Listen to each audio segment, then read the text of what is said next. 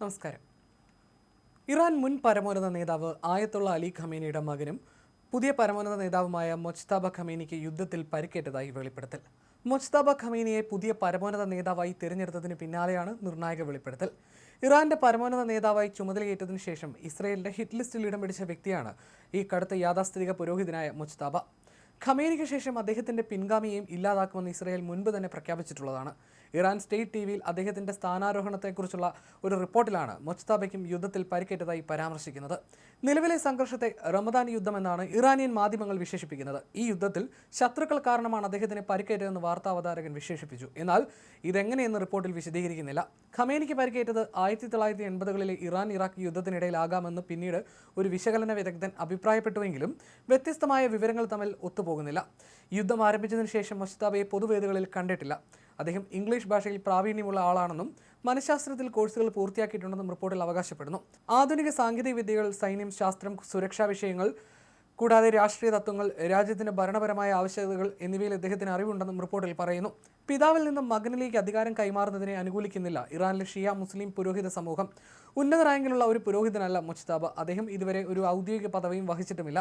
ഭരണകൂടത്തിൽ ഇതുവരെ ഔദ്യോഗികമായ ഒരു പങ്കും അദ്ദേഹത്തിന് ഉണ്ടായിരുന്നില്ല. 1979ലെ ഇറാനിയൻ വിപ്ലവത്തിന് മുമ്പ് അമേരിക്കയുടെ പിന്തുണയോടെ ഭരിച്ചിരുന്ന ഷായുടെ രാജഭരണത്തിന് സമാനമായി ഇത് മാറുമെന്നും ഭയന്നതുകൊണ്ടാണ് മകന്റെ സ്ഥാനാർത്ഥത്തോട് അദ്ദേഹത്തിന്റെ പിതാവ് എതിർപ്പ് പ്രകടിപ്പിച്ചിരുന്നെന്ന് പറയപ്പെടുന്നു. ഇറാനിലെ പരമോന്നത നേതാവായി തിരഞ്ഞെടുക്കപ്പെട്ടതോടെ പിതാവിനെ വധിച്ചതിന് പ്രതികാരം ചെയ്യാൻ അദ്ദേഹം ശ്രമിക്കുമെന്ന് ഒരു ഇറാൻ വിദഗ്ധൻ അഭിപ്രായപ്പെട്ടിരുന്നു. അലി ഖമേനിയുടെ ഓരോ പിൻഗാമിയെയും ഞങ്ങൾ വേട്ടയാടുമെന്ന് ഇസ്രായേൽ സൈന്യം നേരത്തെ തന്നെ മുന്നറിയിപ്പ് നൽകിയിട്ടുണ്ട്. ഇറാനിലെ ഇസ്ലാമിക ഭരണ സംവിധാനം അനുസരിച്ച് പരമോന്നത നേതാവ് കാര്യമായ രാഷ്ട്രീയ അധികാരം കൈയാളുന്ന ഒരു മുതിർന്ന നേതാവായിരിക്കണം. മൊജ്തബ ഖമേനി ഇതുവരെ ഉന്നത രാഷ്ട്രീയ പദവികൾ വഹിച്ചിട്ടില്ലെങ്കിലും ഷിയ മതവിശ്വാസികളുടെ പുണ്യനഗരമായ ഖുമിലെ ഇസ്ലാമിക മതപഠനശാലകളിൽ മതപരമായ യാഥാസ്ഥിതികർക്ക് കീഴിൽ അദ്ദേഹം പഠനം നടത്തിയിട്ടുണ്ട്. മൊജ്തബ ഖമേനിയെക്കുറിച്ച് തനിക്കുള്ള അഭിപ്രായം അമേരിക്കൻ പ്രസിഡന്റ് ഡൊണാൾഡ് ട്രംപ് നേരത്തെ വ്യക്തമാക്കിയിരുന്നു. ഖമേനിയുടെ മകൻ സ്വീകാര്യനല്ലാത്ത ആളാണെന്ന് ട്രംപ് നേരത്തെ പറഞ്ഞിട്ടുണ്ട്. ഇറാൻ ഇറാഖ് യുദ്ധകാലത്ത് ഇറാനിയൻ സായുധ സേനയിൽ സേവനമനുഷ്ഠിച്ച മൊജ്തബ ഖമേനിക്ക് തിരശ്ശീലയ്ക്ക് പിന്നിൽ കാര്യമായ സ്വാധീനമുണ്ടെന്നും കരുതപ്പെടുന്നു.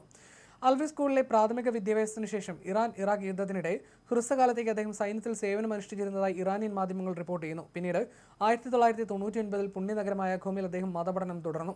പിതാവിൽ നിന്നും വ്യത്യസ്തമായി പൊതുവേദികളിൽ ഒട്ടും പ്രത്യക്ഷപ്പെടാത്ത രീതിയായിരുന്നു അദ്ദേഹം പിന്തുടർന്നിരുന്നത്.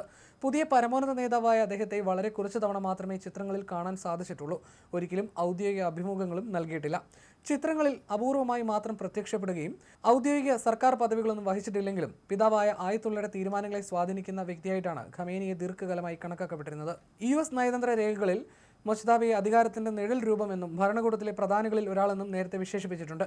അതേസമയം മൊജ്തബയ്ക്ക് വടക്കൻ ലണ്ടനിൽ ആഡംബര സ്വത്തുക്കൾ, UK, സ്വിറ്റ്സർലൻഡ്, UAE, ലിച്ചൻസ്റ്റൈൻ എന്നിവിടങ്ങളിൽ ബാങ്ക് അക്കൗണ്ടുകൾ സ്വന്തമായിട്ടുണ്ടെന്നാണ് വിവരം. പടിഞ്ഞാറൻ ലണ്ടനിലെ കെൻസിംഗ്ടണിൽ 50 മില്യൺ പൗണ്ടിലധികം മൂല്യം വരുന്ന സ്വത്തുക്കളുമുണ്ട്. ലണ്ടനിലെ ഹാംസ്റ്റഡിൽ 11 ആഡംബര ബംഗ്ലാവുകളും മൊജ്തബയ്ക്കുണ്ടെന്നാണ് റിപ്പോർട്ടുകൾ. ഐൽ ഓഫ് മാനിൽ രജിസ്റ്റർ ചെയ്തിരിക്കുന്ന ഒരു ഷെൽ കമ്പനിയിലൂടെയും ഒരു ബിനാമി ഇടനിലക്കാരനിലൂടെയുമാണ് ഖമേനി സ്വത്തുക്കൾ സ്വന്തമാക്കിയിരിക്കുന്നത്. ലോകമെമ്പാടും കോടിക്കണക്കിന് പൗണ്ട് വിലമതിക്കുന്ന സ്വത്തുക്കൾ ഖമേനി വാങ്ങിക്കൂട്ടിയിട്ടുണ്ടെന്ന് ബ്ലൂംബെർഗിന്റെ റിപ്പോർട്ടിൽ വ്യക്തമാക്കിയിരുന്നു. ഇറാന് മേലെ ഏർപ്പെടുത്തിയിട്ടുള്ള ഉപരോധങ്ങളെ മറികടന്ന് നടത്തിയ എണ്ണ വ്യാപാരത്തിലൂടെ ലഭിച്ച പണമാണ് ഈ സ്വത്തുക്കൾ വാങ്ങാൻ ഉപയോഗിച്ചതെന്നാണ് റിപ്പോർട്ട്.